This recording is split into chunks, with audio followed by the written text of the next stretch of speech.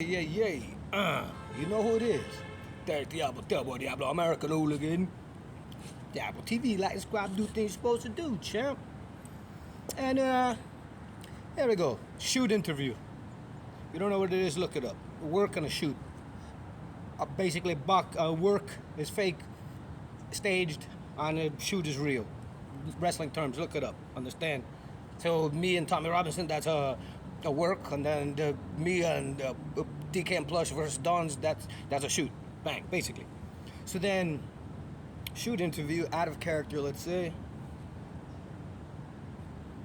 Steve Walsh, DK and Plush, Danny Mclaren,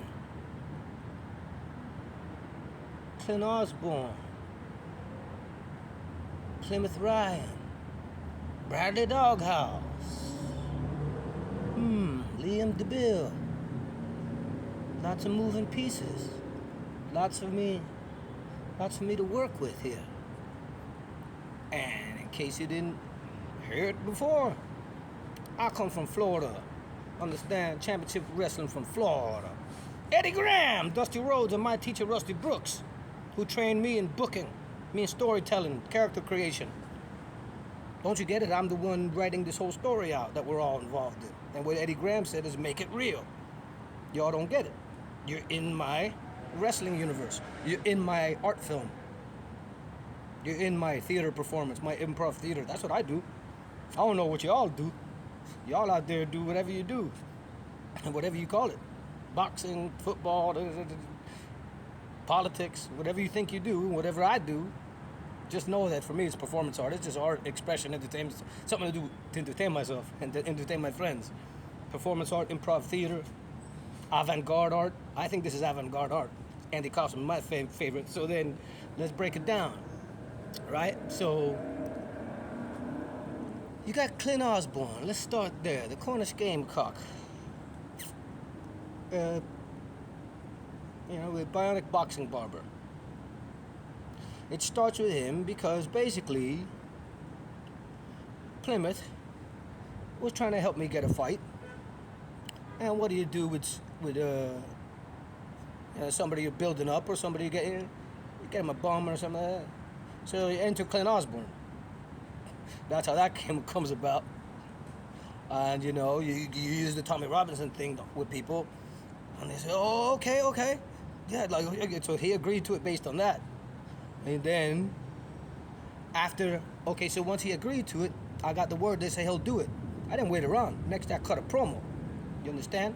And then I wake up the next day and he's cut a promo. Bomb. So I joined them together and I put it up on the channel. Both of our promos and put the Misfits thing on it. Feel me like that. Because that's what it was, it was meant to be for. Because he started contacting me after I put out the first video.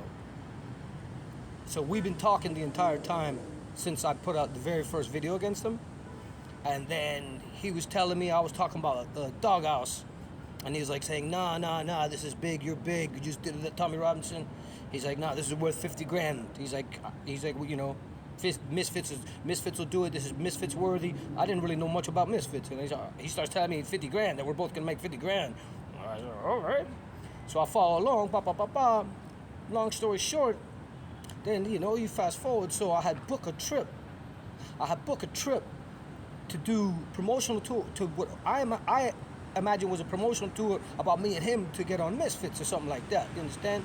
And then, from there, and here's where is Clint Osborne and Steve Walsh working together the whole time. Well, they know each other and they're mates. And watch this. So then it becomes to about going on this IG Live for DK and Plush, Steve, right? Boom. So now, I can talk more about that, but let's say we do that, and now it's going to be that I'm going to have a face-off. I'm paying on my own money to go do, the 2-week press tour. I had all these different publicity stunts to promote the fight. Going in Cornwall, and then Clint says that he's gonna get a nice hotel. We're gonna do a real press conference and face-off, and that would help attract attention for the fight. And we could do it with Doghouse or with Fahim Khan or with Misfits or with another promoter or somewhere in Cornwall. That was the idea that me and Clint cooked up together. So the thing is this. everybody knows I'm a pro wrestler, and everybody knows I'm in fighting game and stuff like that. So, on my side, in my community, everybody took it for what it is. This is pro wrestling or okay, a boxing match, so it's a real fight. But it's just all fight promotion. Everybody assumed that I'm talking with the guy. And that he's feeding me information about Cornwall, what to say against Cornwall. I didn't know anything about the cream tea, whatever it was.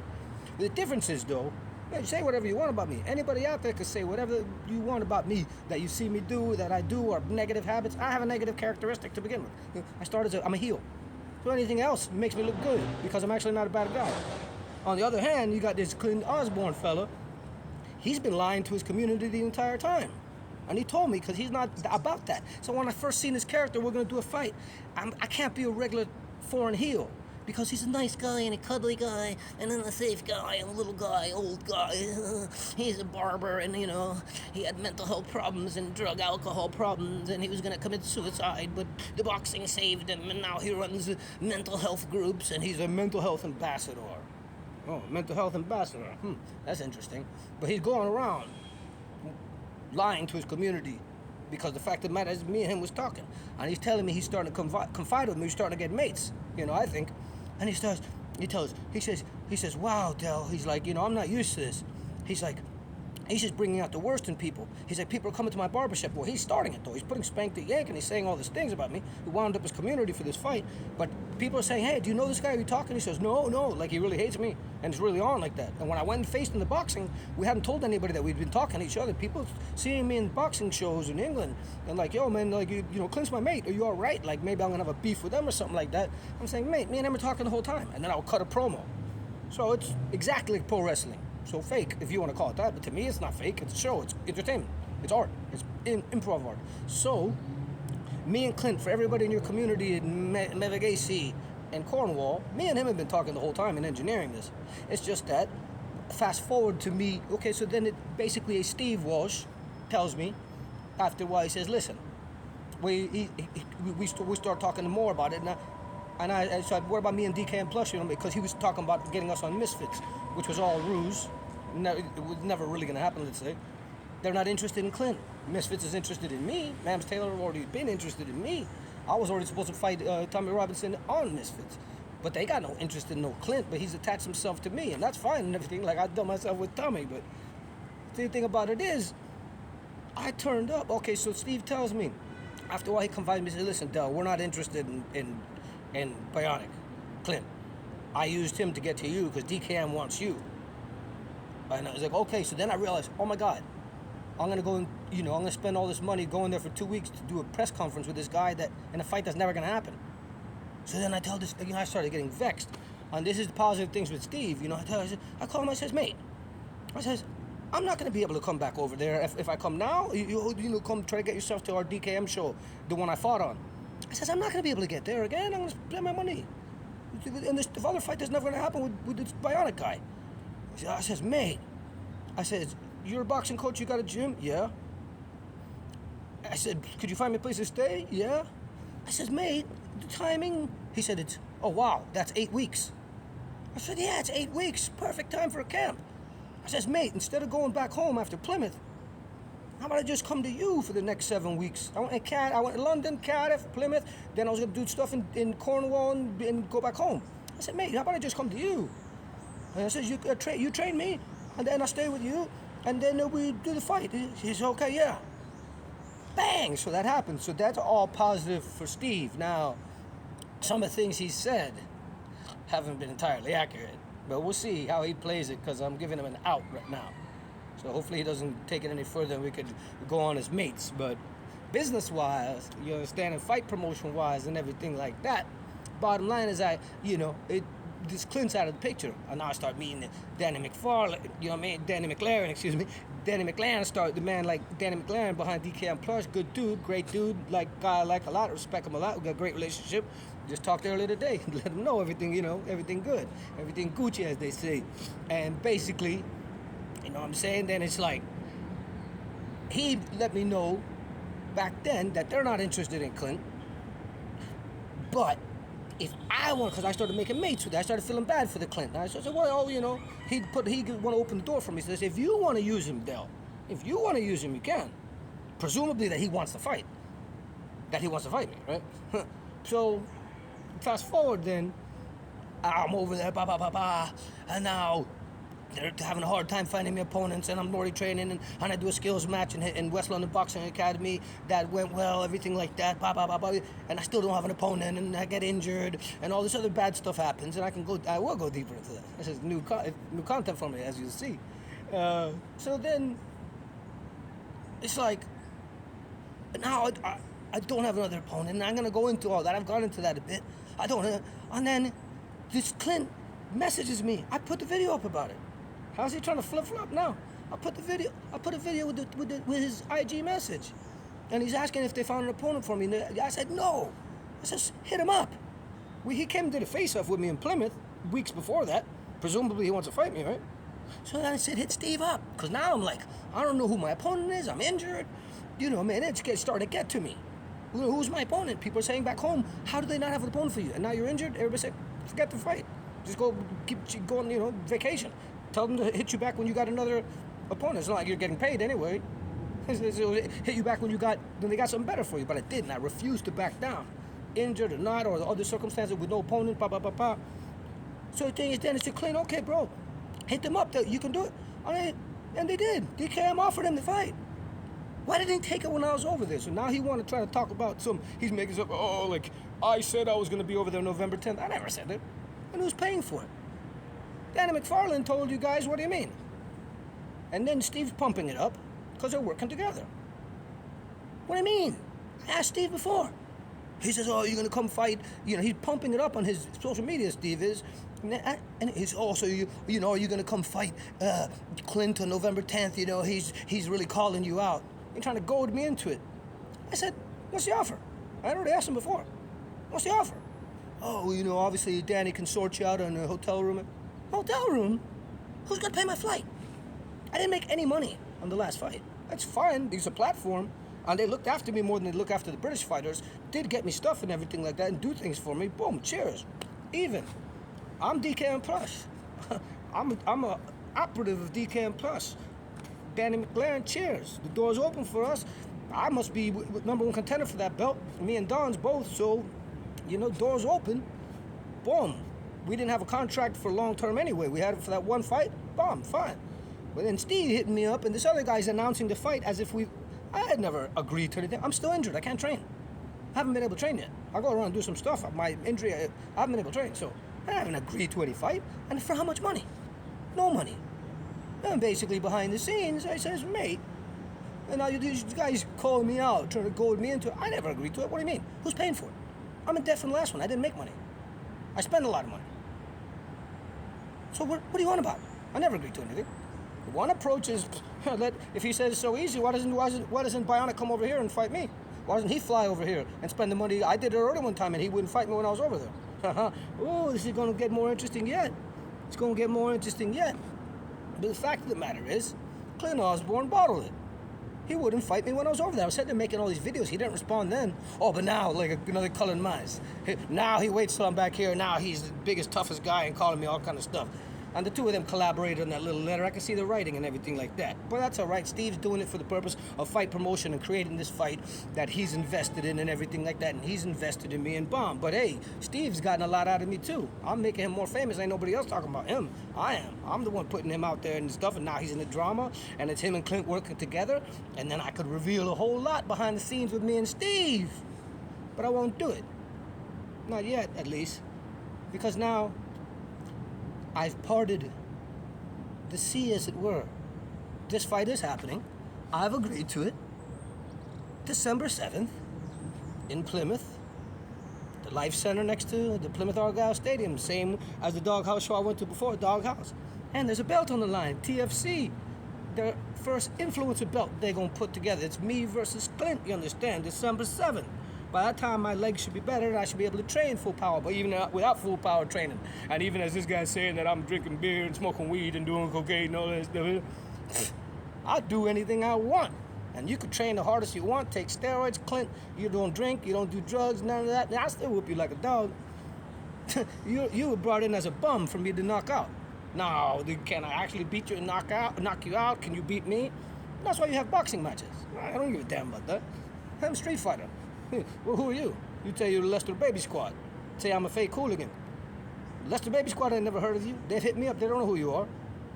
Go online and Clint Osborne, go show you call me a fake hooligan. You say you're Lester Baby Squad. You said it in the IG Live. Go around now making videos about Lester Baby Squad. Talking about the old days. Talking about how you used to do this and that. How come they don't know you, bro? You talking that big game because you in the sticks. You in a small little town, a little village where people don't know no better, don't know that knowledge. And you acting it like that. And you supposed to be, Clint Osborne, you're supposed to be a mental health ambassador.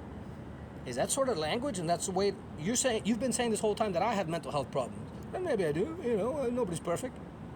So then if you're a mental health ambassador and you reckon that I'm a person with mental health problems, and then you go on saying all these terrible things about me and accusing me of all sorts of stuff and disparaging me and telling everybody that I'm doing drugs and drinking. Wow. I hate to be in your mental health group, bro. Men's mental health. Anything you tell that guy?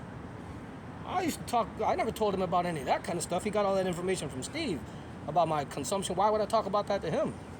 He's obviously not into drugs and alcohol and stuff like that. He's not a lad.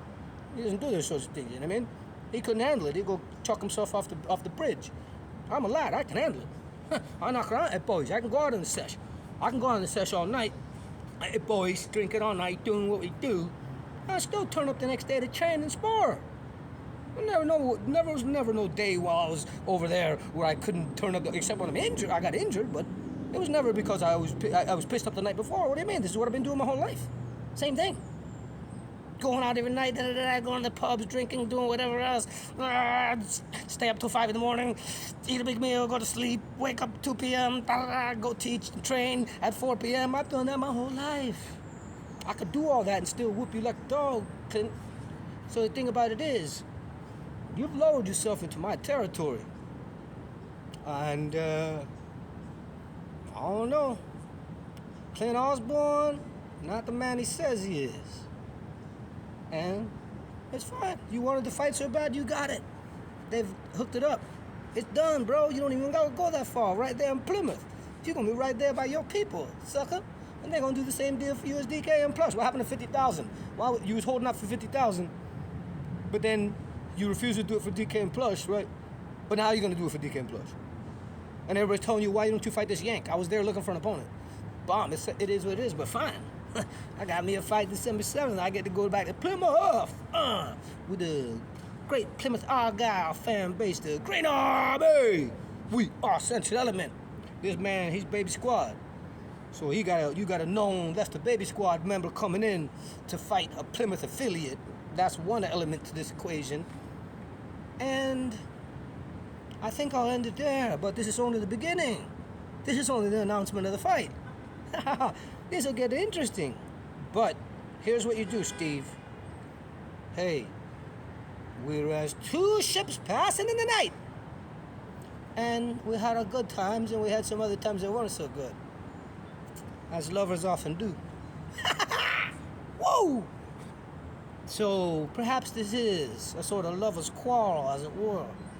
But when I gave you the information, Steve, that I would no longer be requiring your services as my manager or as my coach, and I'll come and do this next fight under this condition, send me $2 grand for the last one, give me $2 grand for the next one. What, I ain't worth $2 grand after what I just did? Give me $2 grand for the last fight for the strap and clap 'em. Pay me that now, then and sort my plane ticket, big place to stay, and then give me $2 grand for the fight. Oh. Now, fair play, Danny Mclaren. They're not in a position to make that sort of investment, and he was there telling everybody, how's this? It has to be right for Dell. He's been speaking on my behalf. While Steve and Clint are together trying to goad me into something, a fight, me pay for it myself for free. For what? Why would I go? Why would I pay for a trip to go fight Bionic for free? Wasn't Bionic paid for my fight? So anyway, Danny Mclaren's been saying this stuff to Steve and Clint to put it all out there and get the pot stirring. So it's because of those two working together that we're in this drama, but I'm at the center of it, and I like it. But now, the time has come to split Clint and Steve once and for all. because the Clint, the Bionic versus Diablo fight is happening, but nothing to do with DK and Plush. So there's no need for Steve to talk about it anymore, unless he wants to big up Doghouse and promote Doghouse and promote the TFC belt, which we can go in that direction too. Because let's say Jenna from Doghouse ain't so happy with the way that show went, is she? Ooh. I can go on IG Live too. Aria Wild, Coach Pep, Top Dog Boxing, Kingston. Ooh. Matt McGarry, Lloyd Rowe. Also got the belt. Congratulations, champ. Plymouth Ryan. Ooh. What a tangle web we weave. Clint Osborne, what a tangle web we weave. Steve Walsh, stay tuned. It's only yet begun. But now we know where the road ends. December 7th. Plymouth. Next to the Plymouth Argyle Stadium.